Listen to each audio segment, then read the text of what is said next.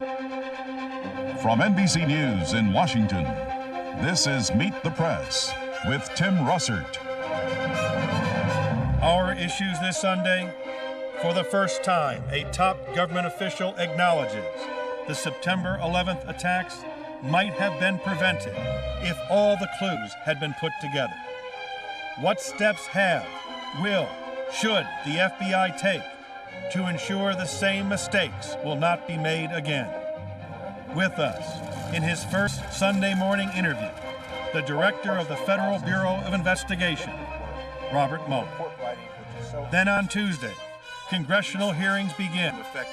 This morning, an exclusive interview with the Chair and Vice Chair of the Senate and House Intelligence Committees, Senators Bob Graham and Richard Shelby, Representatives Porter Goss and Nancy Pelosi.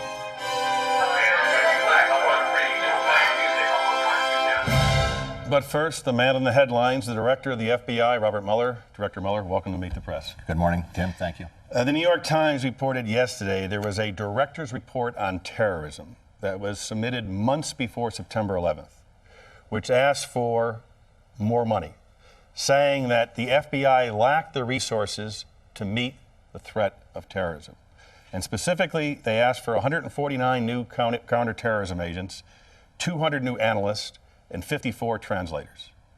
On September 10th, that request was denied. Can you confirm that there was a director's report on terrorism and it contained these requests? Well, I can tell you that I started on September 4th. So what occurred prior to September 4th in terms of the budget review between the FBI and Justice Department, I'm really not familiar with.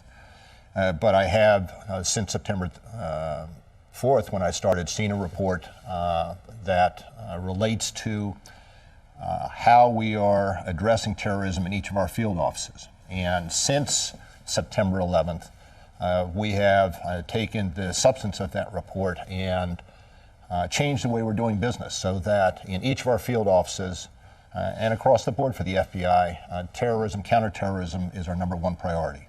But did the report say that you lacked the resources to meet the threat of terrorism? I do not recall seeing that portion of the report. I recall seeing a portion of the report that evaluated each of the offices and their capability in their particular divisions to address terrorism. In hindsight, to have refused those additional resources on September 10th is indeed chilling.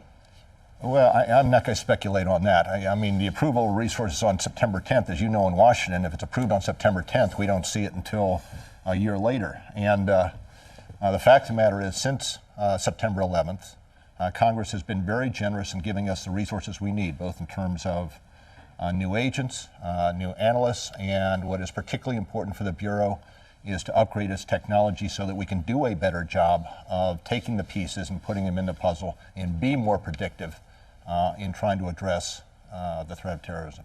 I'd like to go through a series of things we now know that were not aware of before September 11th. This is the public. Sure. As an effort to look at a game film to find out what mistakes were made, as opposed to try to judge people's conduct or try to improve something in hindsight. Sure. Let me start with now famous memo of Colleen Rowley, the bombshell memo according to Time magazine. And she says, "I have deep concerns that a delicate and subtle shading, skewing of facts by you, Robert Mueller, and others at the highest levels of FBI management has occurred and is occurring. I feel that certain facts have up to now been omitted, downplayed, glossed over, and mischaracterized in an effort to avoid or minimize personal and or institutional embarrassment on the part of the FBI." And she specifically refers to your comment on September 14th, which I'll show you and our viewers. The fact that there were a number of individuals that happened to have received training at flight schools here is news, quite obviously. If we had understood that to be the case, we would have, perhaps one could have averted this. And she says, Mr. Mueller, this was a memo the FBI received in July from Kenneth Williams. The purpose of this communication is to advise the Bureau and New York of the possibility of a coordinated effort by Osama bin Laden to send students to the United States to attend civil aviation universities and colleges. Her point is, you're not well served. That on September 14th, you told the country it was news that something like this had happened, or the FBI had been alerted, when in fact the FBI had this memo in July saying it was a real possibility. The question is? What did you learn from making a statement like that on September 14th, and would you make it again? Oh, I learned a lot from making a statement, that statement on September 14th. I had started the week before, September 11th, and September 11th happened, and what we were focused on immediately in September 11th is trying to determine who the hijackers were, whether there was going to be a second wave of hijackers out there, and assuming that we could conclude that there was not a second wave and the planes could fly again, who was responsible for this, who was ultimately responsible, not just the hijackers, but who was responsible ultimately, and then to try to prevent additional attacks. And consequently, when we were trying to brief the press immediately after September 11th, we gave out facts that were known to us at that point. I was not aware on September 14th of the memo that had been written previously in July. When did you find out about that Phoenix memo? Later in September. And no one at the FBI heard you on the 14th and said, oh my God, he's not aware of the Phoenix memo or he's misleading the public? I think there were. I had heard later in September that somebody had, in the field, had called back and said there is a memo out there. But I recall getting the memo sometime and looking at the memo sometime later in September. There was just to answer your question again, do I wish I had not made that statement? Surely. It was one of those things, it was a mistake, and I have to be more careful in the future.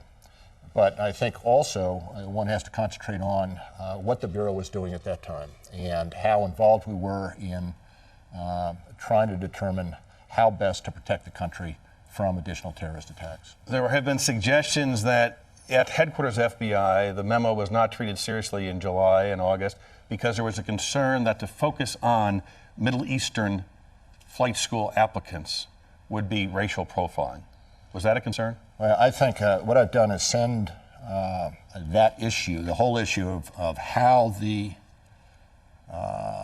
July Phoenix memorandum was treated to the Inspector General for a review of those facts.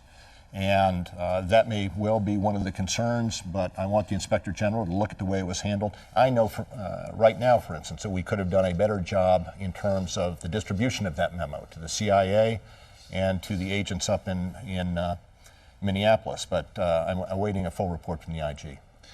Also, Ms. Raleigh expressed grave concern about the way the material information from the Minnesota field office was handled concerning Zacharias Moussaoui, the so-called 20th hijacker who was apprehended in August. On September 17th, you were asked about warning signs, particularly in Minnesota in the weeks before the attack, and this is how you responded. There were no warning signs that I'm aware of that would indicate this type of operation in the country. Now, Ms. Raleigh watched that and said in her letter that statement could come back to haunt you and the FBI. So she said she repeatedly sent word to the FBI and to you. That's not true. There were warning signs coming from Minnesota, and she was frustrated because she never heard back. Do you remember hearing anything from Ms. Raleigh in September which said what you said about Minnesota and warning signs was inaccurate? I don't recall hearing anything from Ms. Raleigh in November or December. I think it should be made clear that whether it be in Moussaoui or the Phoenix memorandum, there was nothing specifically in either of those instances that gave a direct connection to what happened on September 11th.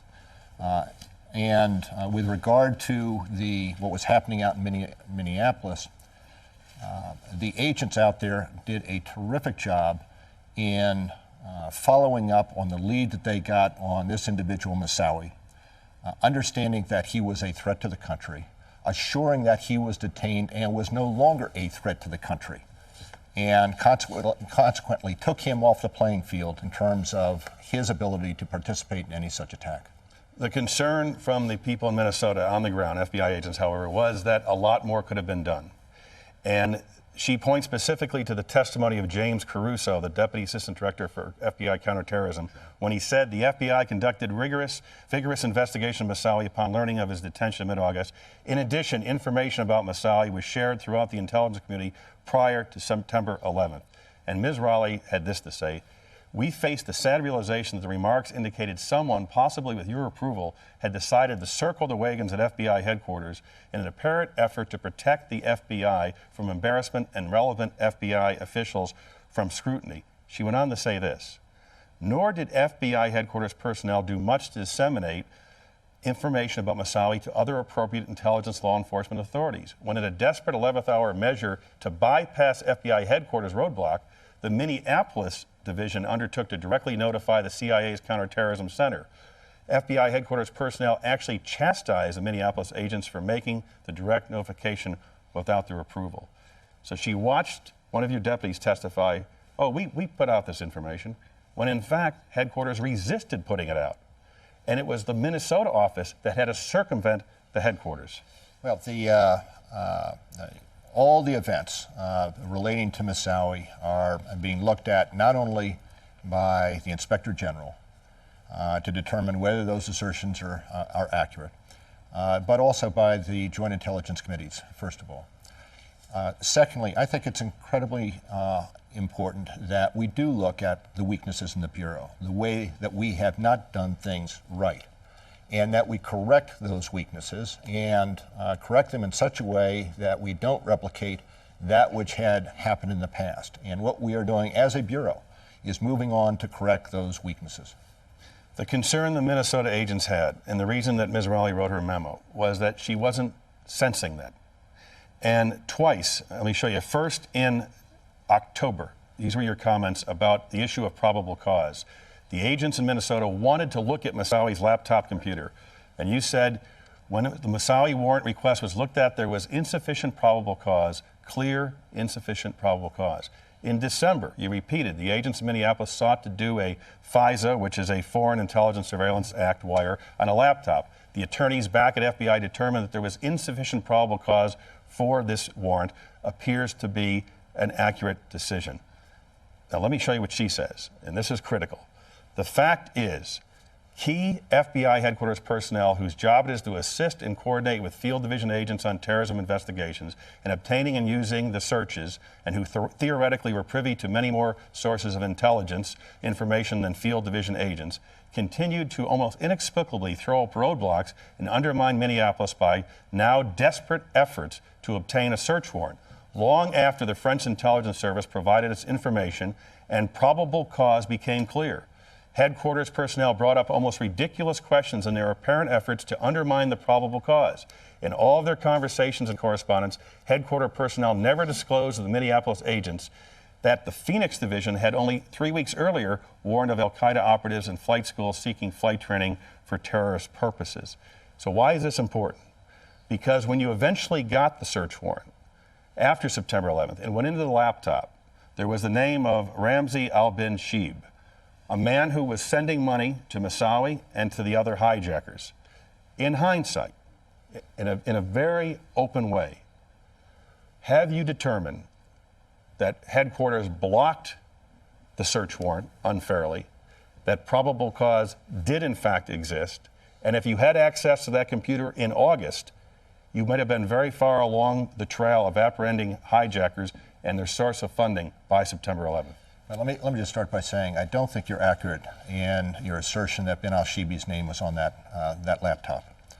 But secondly, there was an issue as to whether or not we could prove that Mr. Moussaoui was an agent of foreign power, and that was the big legal discussion. And what I've asked to have done is have the IG look at the sequence of events to determine who did what when in the course of getting that search warrant, what the legal arguments were at what point in time in terms of whether or not we had a basis to go forward to the FISA court, and whether the FISA court would have approved that warrant based on the information we had. And to the extent that there is any suggestions from the Inspector General as to procedures that need to be changed or individuals that whose conduct has to be looked at, I'm very willing to follow it. But in October and December, you already made a judgment that probable cause did not exist. You publicly stated that.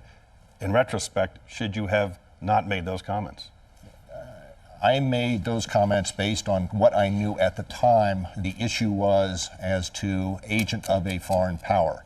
And what I've asked should I have restrained myself and not made that judgment at that time? Perhaps, because now I have the Inspector General looking at it, and I want to see what he says. This is how Time magazine summarized all this. In her most searching passage, Raleigh's letter lays out the case that the FBI made fateful miscalculations by failing to see a possible connection between the Minneapolis investigation of flight student Moussaoui and the hunch of Phoenix agent Kenneth Williams, posited in a report to headquarters 2 months earlier, that al-Qaeda operatives were attending U.S. flight schools. Law enforcement and congressional sources told Time that both reports landed on the desk of Dave Frasca, the head of the FBI's radical fundamentalist unit. The Phoenix memo was buried. The Moussaoui warrant request was denied. Have you asked Mr. Frasca for an explanation of that? As I said, the Inspector General is looking at each of these instances. To the extent that there are procedures that need to be changed, we're well on the way of changing those procedures.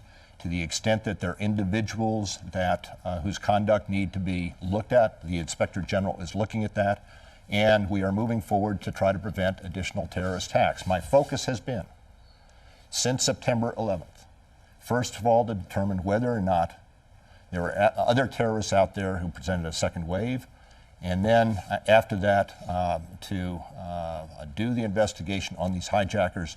And then our effort has been, since September 11th, forward-looking to try to prevent additional terrorist attacks. And my belief is that the specifics of these investigations are important to look at in terms of doing things better in the future. And the Inspector General is looking at that, and the Joint Intelligence Committee is looking at each of these issues. And I think I would await to see their judgments based on these facts. If you take everything that we now have in the public domain and look back in an objective way, and let me just run through the list now. The Oklahoma memo from an FBI agent in 1988 that Middle Eastern males were receiving flight training. Library of Congress report saying that al-Qaeda was thinking about striking the Pentagon and the White House. Richard Clark's memo where he said something big's going to happen here. A briefing at the White House with the FBI president in July of 2001. The Phoenix memo, which we talked about. Presidential briefing August 6th that the president got and top officials in Congress got that al-Qaeda is thinking about hijacking. The Minnesota, as we talked about, the arrest of Moussaoui, and an agent saying in his note that it seemed like he might fly something into the World Trade Center. It's easy in hindsight. But in the future, will there be someone at the FBI who will have all those clues on his or her desk so they can connect those dots? Yes. Yes, we have, since September 11th, we've done a number of things to assure that this does not happen again. I brought in people from the field. Pat DeMauro, who is was the head of the New York Joint Terrorism Task Force for a period of time. He was an aggressive, knowledgeable supervisor in al-Qaeda for a number of years to head up the counterterrorism division. We have 2 briefings a day. One, a threat matrix that each of these tidbits of information would go into if they relate to a threat, and then I have a briefing book that is about 2 inches thick that I go through that has these pieces of information in there, anything that would lead to a possible scenario such as what happened on September 11th. And I think you've got to understand that we've got 56 offices around the country, and we have 44 offices overseas, all of them sending in electronic communications daily to our counterterrorism division. There is a torrent of information that comes in. And what we have to do better in the future is have the analytical capability as well as the technological capability to sort through that and pull up these tidbits of information and put them in the puzzle so that we can be more predictive on future attacks. And that's what we're doing. And that is what I am recommending to Congress this week that Congress help us to do in the reorganization. If someone had access to all those clues, could they have prevented September 11th? Could. I still don't think it is all likely, but could, yes. I mean, I'll tell you what I would, it would be nice if we had the computers in the FBI that were tied into the CIA, that you could go in and do flight schools. And any report relating to flight schools that had been generated any place in the FBI field offices would spit out over the last 10 years. What would be even better is if you had the artificial intelligence so that you don't even have to make the query, but to look at patterns like that in reports. And that's what we're seeking to do in the Bureau, to have that kind of predictive technological capacity. You have made a lot of recommendations trying to transform the FBI. It was written from the Federal Bureau of Investigation to the Federal Bureau of Prevention, in effect allowing the FBI to do some things that had been traditionally, since the late 70s, not allowed. James Sensenbrenner, who's the chairman of the House Judiciary Committee, said this yesterday to the changes you're proposing. He said the FBI, Mueller, wants you to testify before his committee about why regulations on domestic spying that have worked so well for the last 25 or 26 years have to be changed. The Justice Department has gone too far. Why do we need to change them now? I get very, very queasy when federal law enforcement is effectively saying, going back to the bad old days when the FBI was spying on people like Martin Luther King. That's the Republican chairman of the Judiciary Committee. I understand his concern, but what the two important changes in these guidelines are, first of all, they remove the restriction on the Bureau from going into public places, including the internet, without predication, without having some sort of lead. And we know, I mean, the Bureau knows that on the internet there are chat rooms where there are individuals that chat about jihad, chat about what can be done to kill Americans. There is no reason in my mind why the FBI should be prevented from going into a chat room and learning about who is having these discussions. In fact, I would think that the American public would be surprised that we are barred from doing that. And it is, in my mind, an easily explainable change, particularly in light of the fact that we're at war. I mean, we're at war with Al Qaeda. And if you look at where we are now, we've got, I look at it in three ranges. Overseas, we've got the military. That's the first line of defense. Secondly, you've got the CIA with the responsibility of gathering the intelligence. And here on the home front, you've got the FBI. And we have to work together with each of these other branches to assure that we prevent future terrorist attacks. And to do that, we have to use the tools such as going into the internet, such as going to places where the public, where a police officer can attend, to determine and be preventive in terms of preventing additional attacks. The other, let me just, if I could, and I don't mean to take your time, but please, the other that's why you're here. Point is what the guidelines do is remove some of the impediments to the agents doing their job. In the past, it was a requirement that they would have to get approval from headquarters from opening what's called a preliminary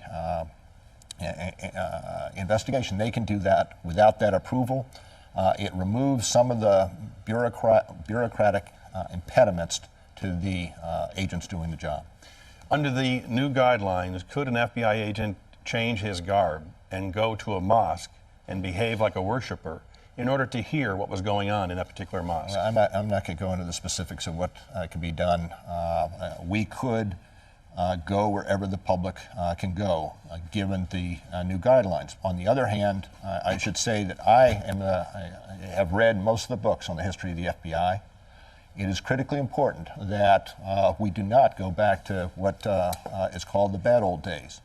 And in this war on terrorism, we have to be very careful to balance what we need to do to be more predictive in preventing terrorist attacks against incursion on the freedoms that we enjoy and what we're trying to protect. Will we have to give up some of our civil liberties? I don't believe so. I don't believe so at all. But we do not have to give up our civil liberties, but in my mind, in order for us to do our job, there are adjustments that need to be made to allow us to do our job in an area where we are trying to prevent an enemy in our country killing Americans. On May 20th, you were talking to some district attorneys about the threat against the United States. I should add that Al Qaeda put out a statement last night saying there's another threat, another attack coming even worse than September 11th. But this is what you told the district attorneys. It's inevitable. There will be another attack. We will not be able to stop it. I wish I could be more optimistic. Some have suggested that's defeatist. Why did you say that? Well, it was a response to a question. It was not a warning in any way. We will stop attacks. We will stop attacks, and we have. I mean, since September 11th, initially after September 11th, they had 6,000 agents working on the events of September 11th. We now have 2,000 agents. We have state and locals on our joint terrorism task forces across the country working to prevent attacks. We are working overseas with the CIA. We are working here with the CIA in ways that we never had been before. And we have prevented attacks overseas. We prevented attacks in the United States. Do I think we will always be successful in preventing every attack? I cannot say that. I will tell you that I and just about every agent in the FBI lays awake at night, wanting to make certain that we have done everything we can to assure that we prevent the next terrorist attack. Because there is another one coming. I believe there's another one coming, yes. It can be tomorrow, it can be next year, it can be 5 years down the road, but there will be another terrorist attack. You look, in my mind when I answered that question, you look at Richard Reed on the plane from Paris to Miami, and a very alert, vigilant flight attendant sees him trying to set off a bomb in his shoes. That was an attack on the United States. We were fortunate to prevent that one. We'll prevent a bunch of others. We have in the past, we will in the future. You will be testifying before the Judiciary Committees of Congress, the Intelligence Committees of Congress. Do you have any problem with Colleen Raleigh, who wrote the letter to you, testifying before Congress? Not at all. No. As I have said, in order for the Bureau to change, we need to open ourselves to both suggestions as well as criticism, as well as myself. I welcome her letter. And I welcome other letters that I may not agree with all that's in that letter, and particularly the suggestions, but I welcome the suggestions. When I go around the country and talk to agents of the Bureau, what I say is the good news always comes to the top. That's easy. What I need to know is the bad news. What I need to know is that which we need to fix, and then move along and fix it in the ways that I've suggested to Congress this week. Before you go, the Wall Street Journal tried to offer you some advice, and let me show you and our viewers on the screen. It's no surprise that President Bush and Attorney General are standing by their man, Robert Mueller. Mr. Ashcroft this week praised him as a battle-tested leader and the right man for the job. The FBI director could relieve their embarrassment by completing this week's mea culpa with an honorable resignation. Without leadership and credibility at the top, no amount of bureaucratic reshuffling will make a difference. Do you have any intention of resigning? None. I'm just getting started on the job. And the beauty of the job is I have the opportunity to work with FBI special agents, the men and women of the FBI, who are remarkable and wonderful. And what gets lost in a lot of this dialogue is the job that they have done since September 11th in protecting this country. Within 2 weeks, they identified the 19 hijackers. Within 6 weeks, they identified the fact that this was al-Qaeda leading back to Osama bin Laden. Since September 11th, they have been working day and night to protect the country from additional attacks. They are a wonderful group of individuals. It is the people that has made the Bureau in the past, and I'm proud to be a part of it. Do you feel embattled? No, I don't feel embattled. I'm looking forward to working with Congress on these changes. I'm looking forward to making the FBI better, to put in place the intelligence part of the FBI that we need to build up, the technology as well as the analytical capability, and it'll be a much better FBI and a redirected FBI to this new mission. Are we safer now than we were September 11th? Yes, absolutely. Absolutely. There will be other attacks, but we, whether it be the FBI, the CIA, NSA, Homeland Security, we are working together in ways that we hadn't previously, and we are absolutely safer. That has to be the last word. FBI Director Robert Mueller, thank you for joining us. Thank you very much for having me. Coming next, the Chairman and Vice Chairman of the Senate and House Intelligence Committees. They begin their hearings Tuesday on September 11th. All four are with us this morning, and we'll get their insights into the growing tensions between Pakistan and India. They are all coming up right here, next on Meet the Press. Meet the Press is sponsored by GE, a company of great ideas from 300,000 employees around the world. At GE, we bring good things to life. And by Morgan Stanley, one passion, one mission, one principle, one client at a time.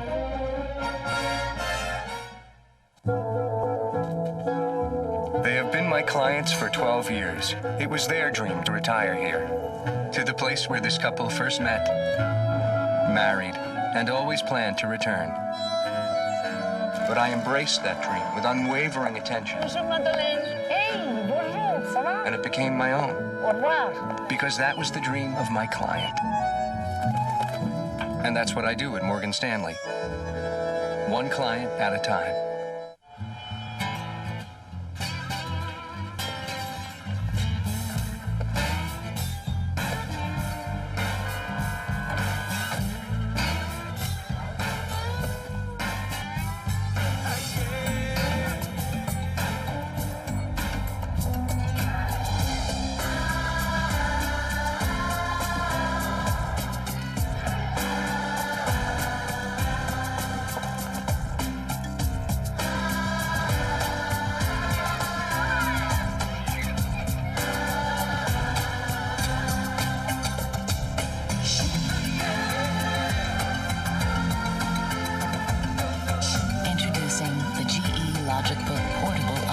System.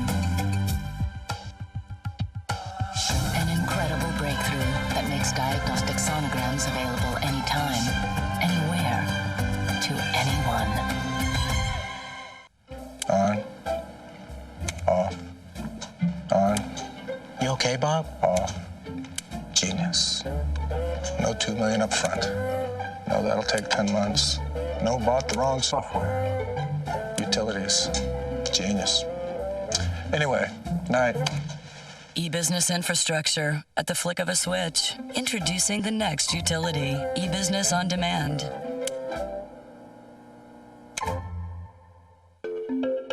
Astronauts never go into space alone. There's hundreds of people here on the ground supporting that mission. We do everything from making the tools to teaching the astronauts how to use the tools. We teach them how to live in space. It takes a lot of different kinds of simulators, a lot of different kind of training devices. You know, I may not be on that shuttle, but a part of me is there because of everything I've done on the ground. Anywhere NASA wants to go, we can help get them there. Intelligence Committee hearings begin Tuesday. We'll get a preview from the 4 important members at the helm after this brief station break. Monday, the teaching shortage is getting worse. Schools are hiring teachers from other professions, some with little or no experience. Who's teaching your kids? NBC Nightly News Monday. Tuesday on an all-new Dateline, two brothers, both blind. Can a medical miracle save their sight? Dateline Tuesday, 10/9 Central on NBC.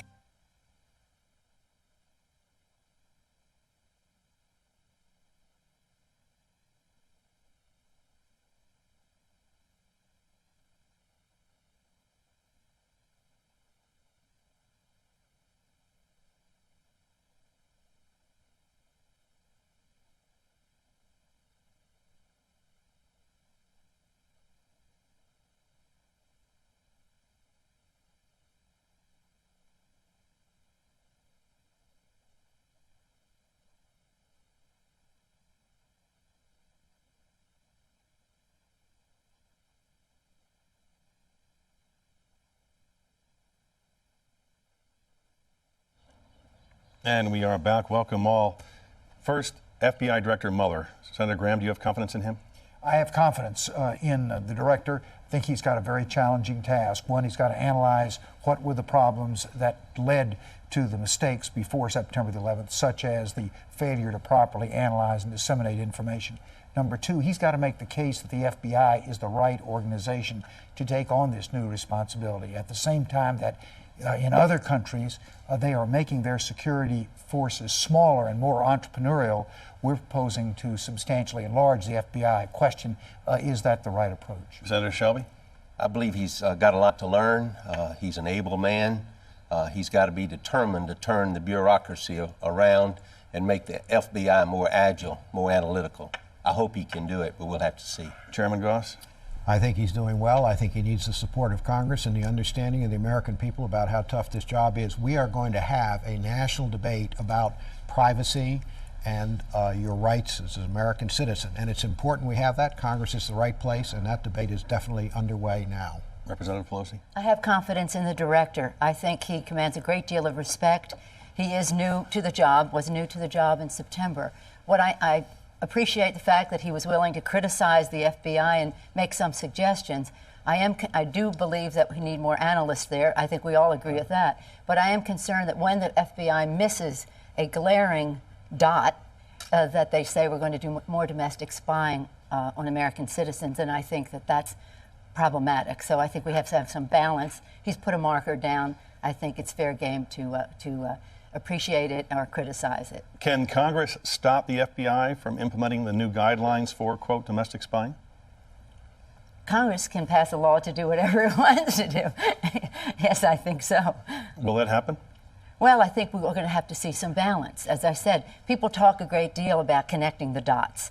Well, they didn't even see the dots. They didn't understand the salience of the dots. The dots were there. It wasn't a question of needing more collection on American citizens. Now, technology and the rest may warrant that there be some expansion of how we collect in our own country, but I think we have to proceed very, very carefully there, and those are the concerns that I have about the suggestions that he has made. Senator Graham, let me clear something up for the country if I can. There was a big uproar a few weeks ago that President Bush had received a briefing on August 6th about a potential hijacking by al-Qaeda, and a lot of charges and countercharges back and forth. Human Events reported that you said that we had all seen that information, not in the same form as the president, but members of Congress had seen the same information.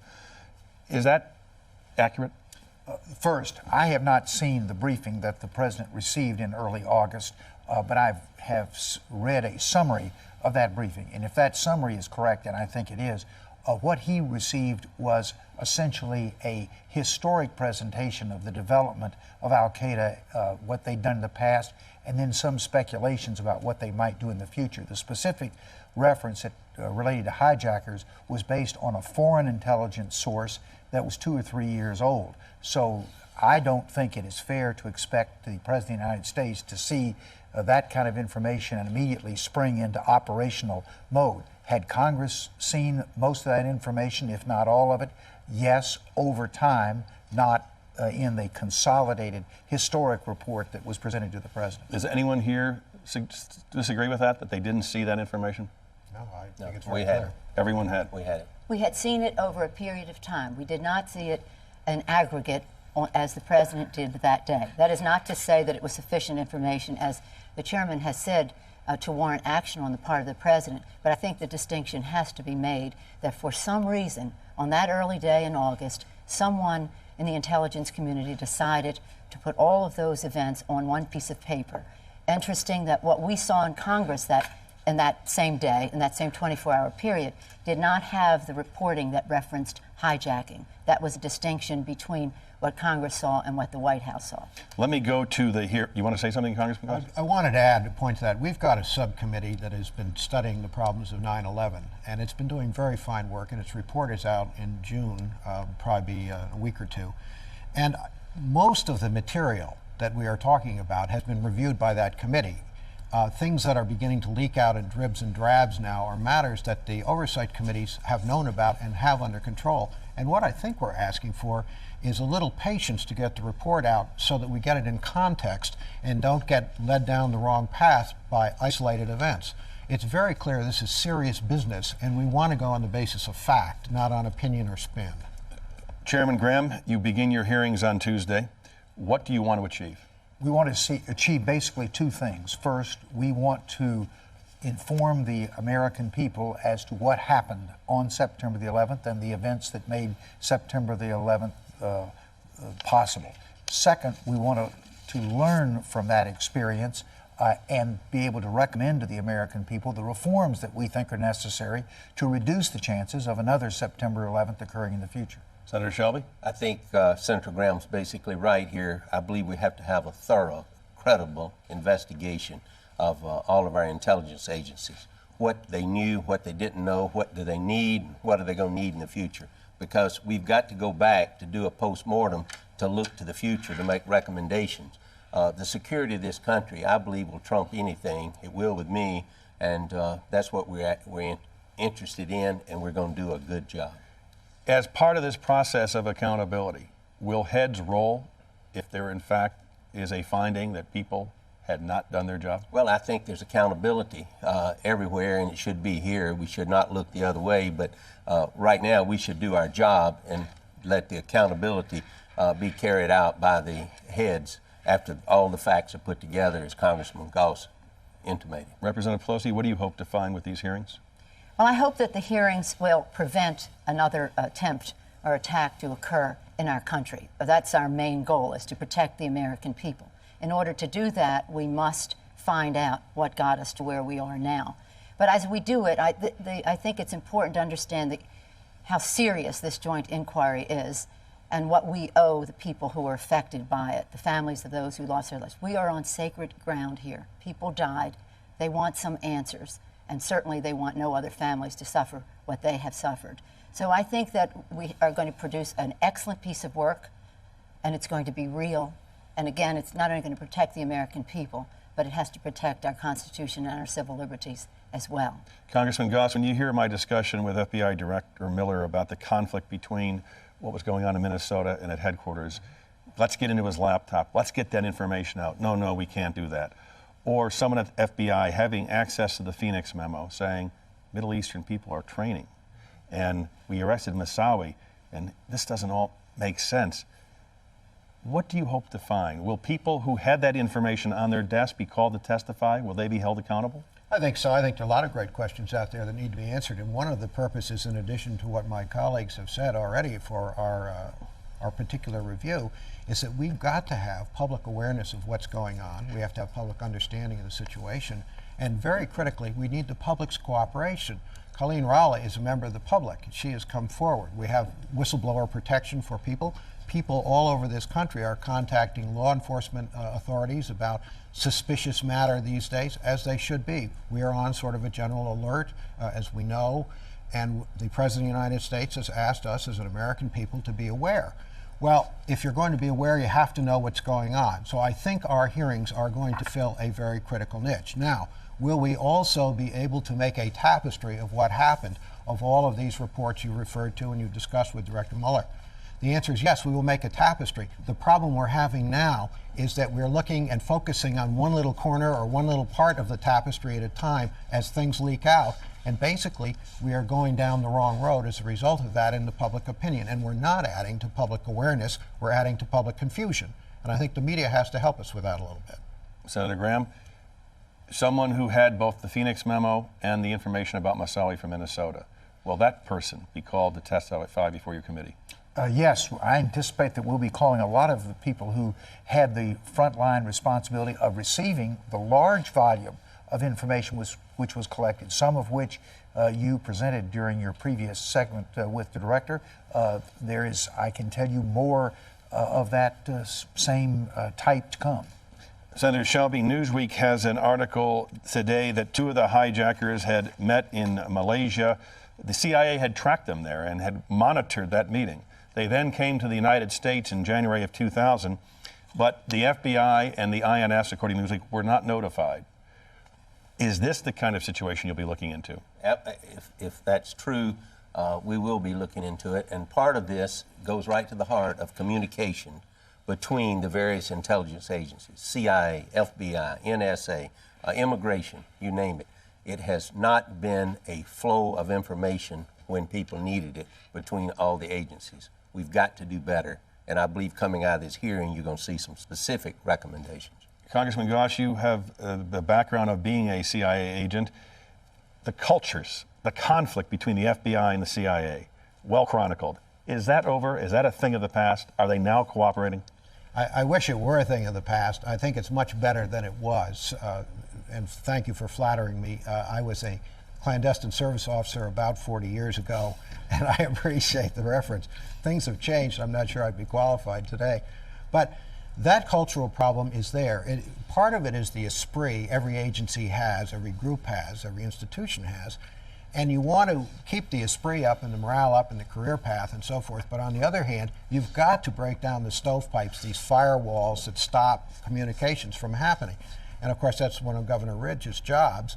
The question comes up, if there was awareness of hijacking in August of 2001, how come the air traffic controllers weren't more alert to hijacking happening?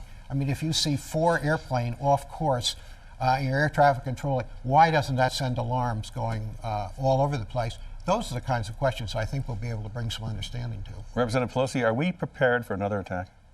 We're better prepared than we certainly were on September 11th, thank God. In some ways, that would be easy because we were very unprepared at that time. And one of the things that our inquiry will do is to assess the performance of any of the agencies, not just the CIA and the FBI, but I hope that the inquiry will go beyond that, of any agencies that had a responsibility to prevent terrorism from happening. Again, I don't want to see a situation where the INS didn't do its job, so we have to have more domestic spying in the United States. The FAA was not appropriately alerted that hijacking, forget whether they were going into a building for a moment or not, that a hijacking would have been enough of a tragedy, that a hijacking is happening, so we have to have more domestic spying. The list goes on. The CIA did not tell the FBI, so we have to have more domestic spying. And we have to increase the communication. It's really a tragedy of its own when the information existed that, if shared, could have prevented it. But what's important, though, is that the FBI is now, according to the director, changing its mission. And if it is less geared to prosecution and conviction and more to prevention, then the opportunity to share is better, because they won't be hoarding information that they might think, if they gave it away, would jeopardize a conviction with the CIA, whose mission is, of course, prevention. Before we take a break, Senator Shelby. It's baffling to me that the FBI had the information of the Phoenix memo. They had the information from their Minneapolis office, and they don't have any excuse, I believe, dealing with information, because it was all in their lap and they did nothing with it. We're going to take a quick break and come back and ask all four of these representatives and senators about the situation in India and Pakistan. Are we on the verge of a nuclear war? We'll talk to our intelligence community leaders right after this. We're Pfizer. We're looking for a cure for your father's Alzheimer's, your sister's heart condition, your best friend's diabetes. We're spending over $5 billion on research this year and have 12,000 scientists and health experts looking for the cures of the future. Why do we work so hard? Because we have fathers, sisters, and best friends too. Pfizer. Life is our life's work.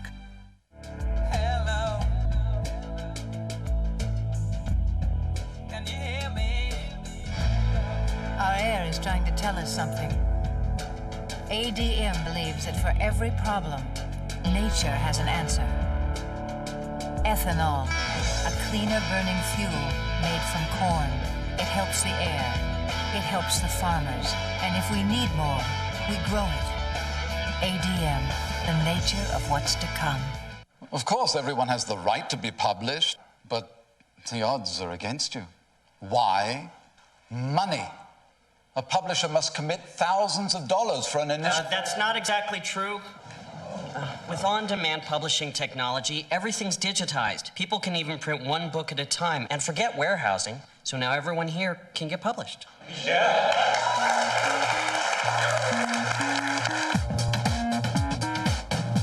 Come on.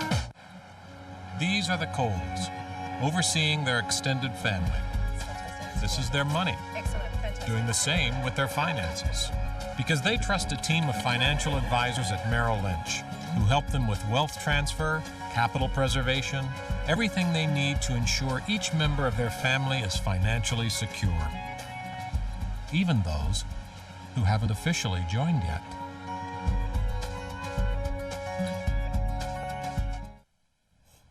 And we're back. Chairman Grandma's scenario.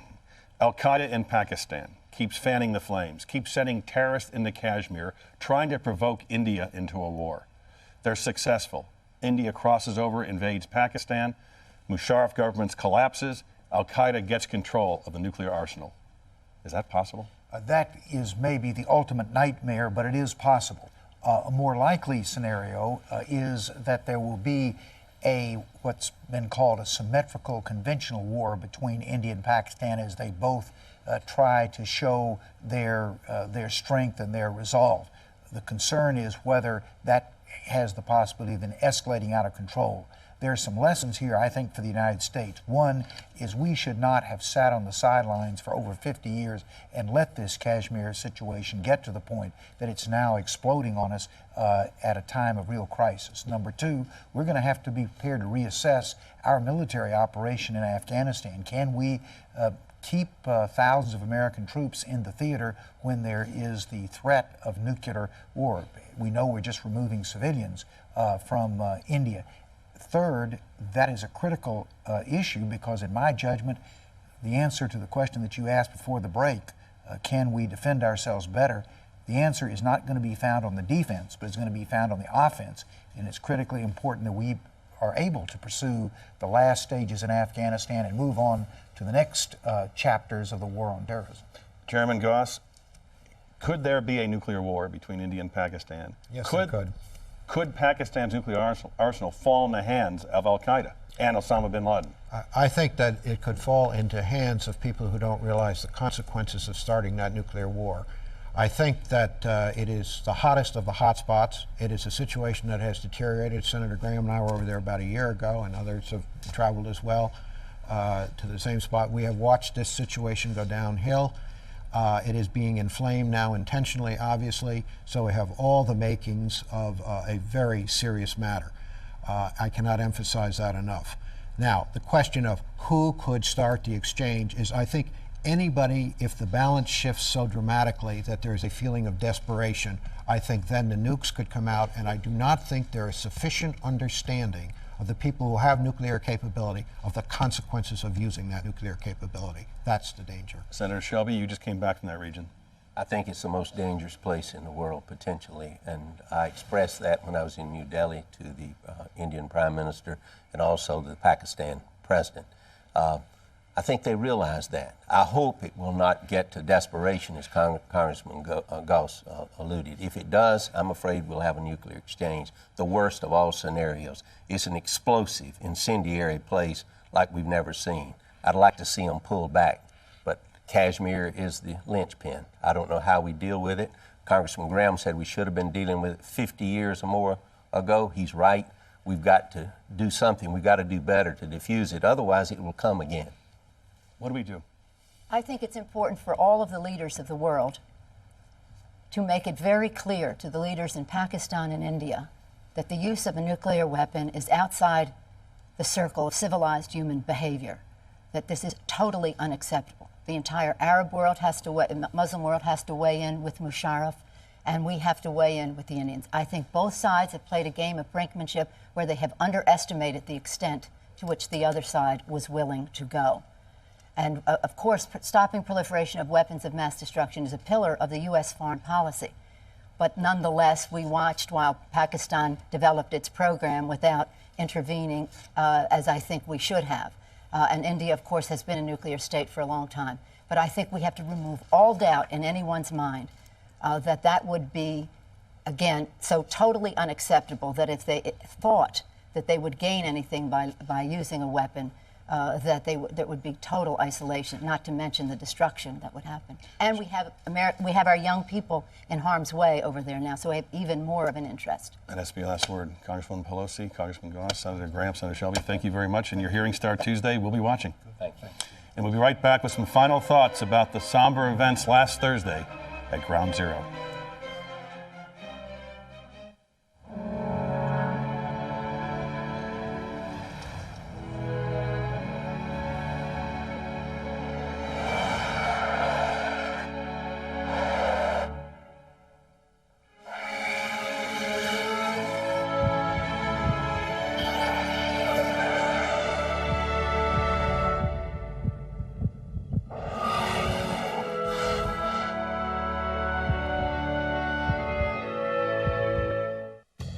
Gina? You know, when I was first hired, we didn't have all these fancy integrated systems. Our sales program wasn't even linked with accounting. Warehouse platform in Chicago wasn't linked to anything, not even shipping. Back then, orders took days. Now they just take hours. Wow, how long have you been working here? A couple of months now. Oh. When software quickly connects all your business systems, that's 1 degree of separation. That's business with .NET from Microsoft. First time ever I saw your face,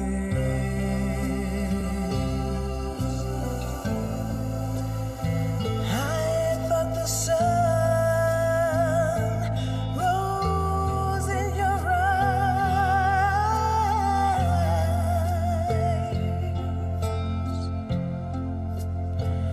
and the moon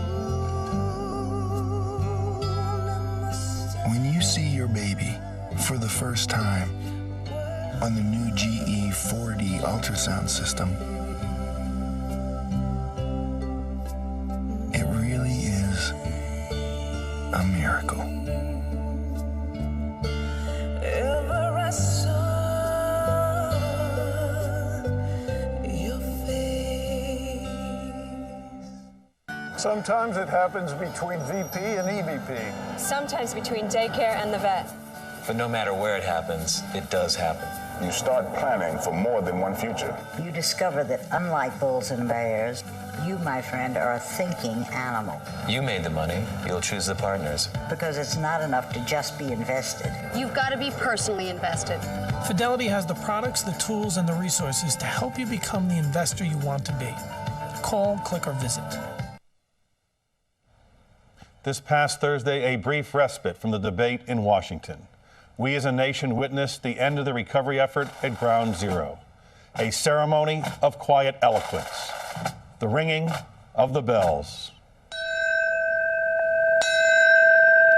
An empty stretcher symbolically carried out with dignity and respect for those remains unrecovered. The final steel beam of the once tall World Trade Center. And the spontaneous applause for those who died, for those who rescued and recovered, for our country. Indeed, none of us will ever forget September 11th, 2001.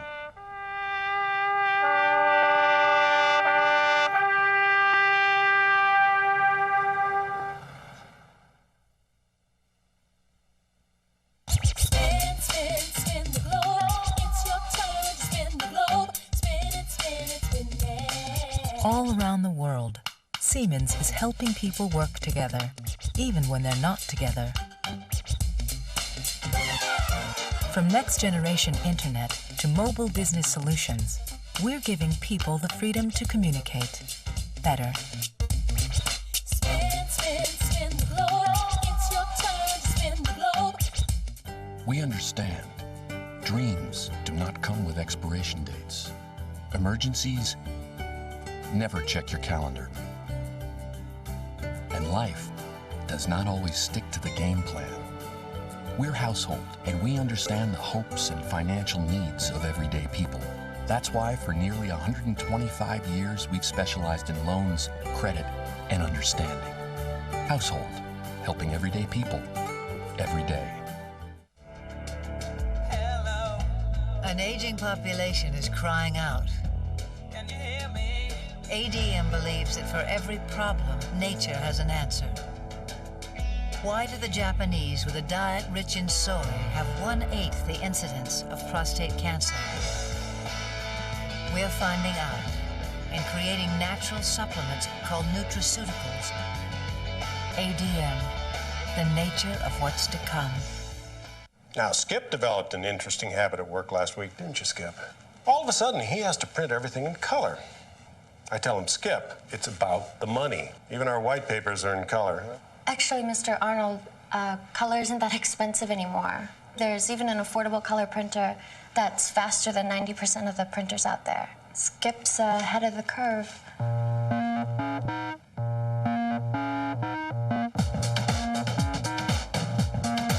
Come on.